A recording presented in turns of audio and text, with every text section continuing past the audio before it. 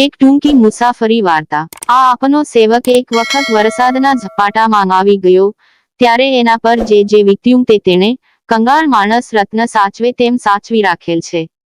સેવકને નસીબે કચ્છના નાના રણ પાસે એક ગામડાની મુલાકાત લેવાનું આવ્યું। ત્યાં પહોંચ્યા પછી બારે મેઘ તૂટી પડ્યા ને બરાબર એક અઠવાડિયા સુધી ગામની ચારે તરફ પાણી જ થઈ રહ્યું, અને રણમાં તો એ પાણીનો દેખાવ પણ ખાસા હિલોળાંગ મારતા સરોવર જેવો થઈ રહ્યો। ગામની બહાર નીકળીએ એટલે ચારે તરફ જાણે મહાસાગર ભર્યો હોય તેવો દેખાવ નજરે ચડે। આ બેટમાંથી બહાર નીકળવા માટે એક અઠવાડિયું વિતાવ્યું। બરાબર 14 માઇલ ઉપર સ્ટેશન હતું અને ત્યાંથી પણ ગાડી ચાલુ નહીં થયેલી, એટલે બીજા 20 માઇલ ચાલવાનું હતું। જેમ તેમ કરીને દેવા રાવણને મનાવ્યો અને તેણે સાંઢ લઈને સ્ટેશન સુધી આવવાનું કબૂલ કર્યું। ત્યાર પછીની મુસાફરી જોઈ લેવાશે એમ આકાશી આધાર રાખી લીધો। સવારે 7 દેવાને ઘેર પહોંચ્યો ત્યારે એ હજી નિરાંતે સૂતો હતો। તેને ઉઠાડ્યો। મારાથી તો નહીં અવાય, સાથી આવશે એમ કહીને એ તો પાછો સૂઈ ગયો। હજી વિચાર કરું છું કે શું કરવું, એટલામાં બરાબર 4.5 ફૂટ લાંબુ, જાડું, ટૂંકા હાથ પગવાળું, બેઠી દડીનું એક મનુષ્ય દેખાયું। જાડા ટૂંકા વાળ, ઉઘાડું શરીર અને મોટા નસકોરાંથી શોભતું તે છેક પાસે આવ્યું। લ્યો ચાલો, તૈયાર જ સોનાંગ। ગુપચુપ સામાન મૂક્યો, સાંઢ પર કાઠું મુકાયું ને એ પડ્યા કે મર્યા એમ કરતું ને પોતાના શરીર જેટલી જ કઢંગાઈનું ઊંટ બેઠું થયું। દેવાએ સૂતે સૂતે કહ્યું, એલા ધ્યાન રાખજે, શેઠ પડે નહીં ને સાંઢ ફસાઈ જાય નહીં। હવે એમ તે ફનહાય, અમે જન્મારો કાઢ્યો છે કે વાતું। એમ બોલતાંકને આ ટૂંકા માણસે ઊંટ હાંકી મૂક્યું। થોડેક ગયા એટલે એને વાત ઉપાડી, ઈ તો દેવાને મારું કર્યું નો કર્યું કરવાના હેવાશે, બાકી મારી બોન બધું સમજે એવી છે તો। ખાસ અતિ શુદ્ધ બોલવાના આગ્રહમાં કેટલાક અતિ પંડિતો અતિ અશુદ્ધ બોલે છે, તેમાં ઊંટ પરનો સજ્જન પણ પછી પોતે શુદ્ધ ભાષા બોલે છે એમ બતાવવા માંગતો હોય કે ગમે તેમ, પણ ગામડિયાની જાતમાં પણ નથી એવો હ ને સ નો ક્યારેક જ ને છ નો વિચિત્ર રમૂજ મેળ કરવા લાગ્યો। વરસાદના જરાજરા છાંટા પડવા લાગ્યા એટલે તેણે કહ્યું, શેઠ ભો રાખશો માહો? હા, તમત મારે છત્રી ઉઘાડવી હોય તો ઉઘાડજો ભઈ, સાંઢનો ભો રાખો માં, મારો હાથ વર્તે તો। એ જ વખતે જરાક ઉતાવળે ચાલતાં સાંઢનો પગ એ ગયો એમ થઈ ગયું। તમારે દેવો શું થાય, કેમ વળી? દેવાના ઘરમાં મારી બોન છે તો। દેવામાં શું અકલે બળી છે, મારી બોન જ બધું હાચવે કારવે। એ મ તની એટલામાં નીચે ચીકણો કાદવ આવતાં સાંઢનો પગ ફરી વાર સર્યો અને એક તરફથી વાડામાં જોયાં। કંટોલાંગ એમ કહીને મને તે કંટોલાંગનો વેલો બતાવવા ગયો ત્યાં સાંઢ વાડના વેલા જ ખાવા માંડીને વાડમાં જ પેસવા માંડી। એને જોર કરીને તે હાંકવા ગયો એટલે સાંઢ ગાંગરવા માંડી ને ત્યાં ગોઠણપૂર પાણીમાં જ ઝુકાવવાનો સદાગ્રહ શરૂ કર્યો।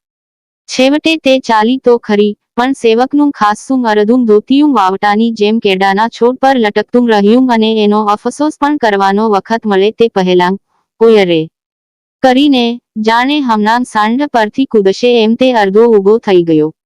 નીચે જમીન પર કાળો સોયરા જેવો એક સર્પ ફૂંફાડા મારતો ચાલ્યો ગયો। સાંઢને નો ડગવા દઉં હોં, મારો હાથ વર્તે તો। દેવાને હાથ નોરીએ એમ કહીને તેણે સાંઢ હંકારી। હવે આ સદગૃહસ્થનું મુબારક નામ જાણવાની ઈચ્છાથી મેં પૂછ્યું, તમારું નામ? મારું નામ કાળો। એમ કે કાળાભાઈ, તમે આ ધંધો? હું કાંઈ વધુ બોલું તે પહેલાં તેણે કહ્યું, આ સાંઢ મારો હાથ બહુ વર્તે તો।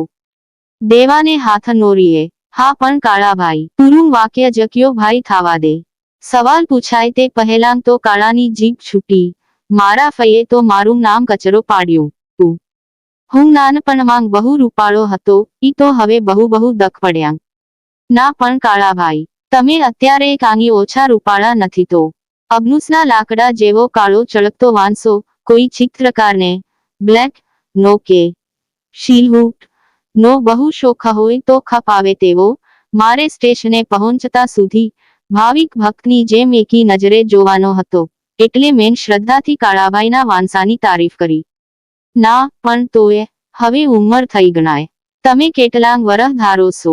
મેં 5 વરસ ઓછાં કહેવા ધારેલું, પણ કળિયુગ કર્મયુગ કહેવાય છે, તેથી કે ગમે તેમ હું જવાબ આપું તે પહેલા સાંઢનો પગ સર્યો ને લગભગ ગોઠણભેર થઈ જશે તેમ લાગ્યું. પણ જ્યારે જ્યારે સાંઢ જરાક થડકે ત્યારે સાંઢ મારો હાથ વર્તે તો દેવાને હાથ નો રીએ, એટલું અચૂક બોલવાનો કાળાનો નિયમ લાગ્યો. હવે આને બહુ વાતોએ ચડાવવો નહીં, કારણ કે એના મનમાં એની આવડતની રાઈ ભરી છે, અને દેવાના કરતાં પોતે હોશિયાર છે એ વારંવાર સિદ્ધ કરવાની એને ટેવ લાગે છે, માટે ચૂપ જ રહેવું, નહીતર જો સાંઢ ફસાઈ ગઈ તો નીચે ઉતરવાનો વખત પણ નથી રહેવાનો. 3 દિવસ પહેલાં જ આવી રીતે સાંઢ ફસાઈ પડતાં એક વાણિયાનું હાડકું ભાંગ્યાના સમાચાર હતા. એટલે મેં તો અરધું ધોતિયું ગયા વિશે મનમાંગ ને મનમાંગ કરુણ પ્રશસ્તિ શરૂ કરી. ત્યાં તો કાળો બોલ્યો, આ ગામ આવ્યું ઈ રોડું. હંગ, ન્યાંગ મારી માસી રીએ છે. એને મારું નામ પૂંજો પાડ્યું તું. ઈ તો પછી મારી ફઈએ ફેરવ્યું કે ના, પૂંજો નથી સારું, કચરો પાડો. કાળાભાઈ, દેવચંદ શેઠનું હાડકું ભાંગી ગયું, એમ. મારું ધ્યાન હવે તો કાળો સાંઢ ઉપરથી નીચે પાડે નહીં એ ઉપર જ ચોંટ્યું હતું. એટલે 3 દિવસ પહેલાંનો બનાવ સંભાળી તેને સાવચેત રહેવા માટે કહેવું હતું. ત્યાં તો કાળાએ જવાબ વાળ્યો, તે નો પડે. શું ભૂરા રાવળે બાપદાદે સાંઢો રાખી છે?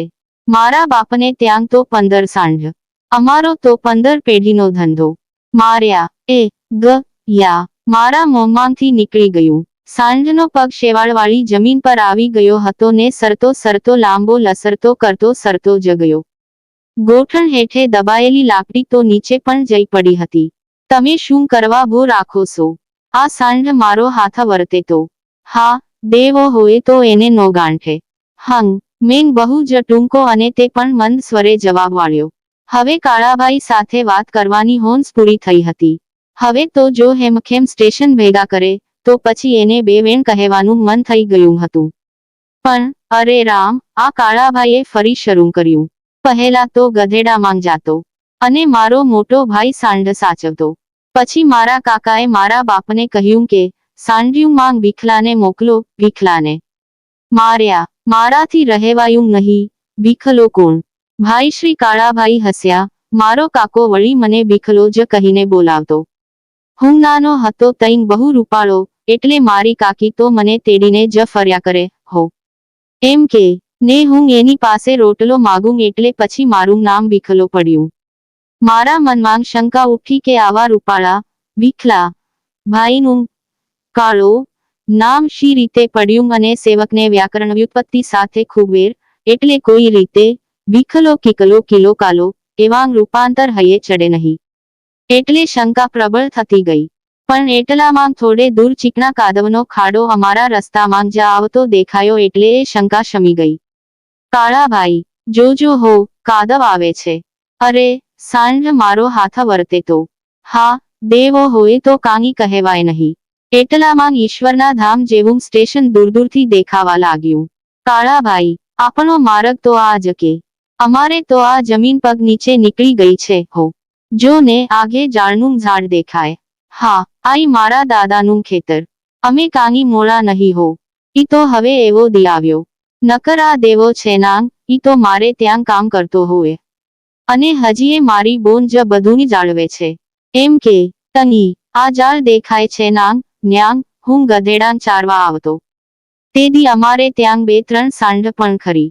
મનમાં વિચાર્યું કે માર્યા, હવે કાળો છાનો રહેવાનો સંભવ નથી. એ ભાઈ, હું જાઉં ને ત્યાં એક રાવણની છોકરી હંમેશા ખાડું લઈને આવે. હરી હરી.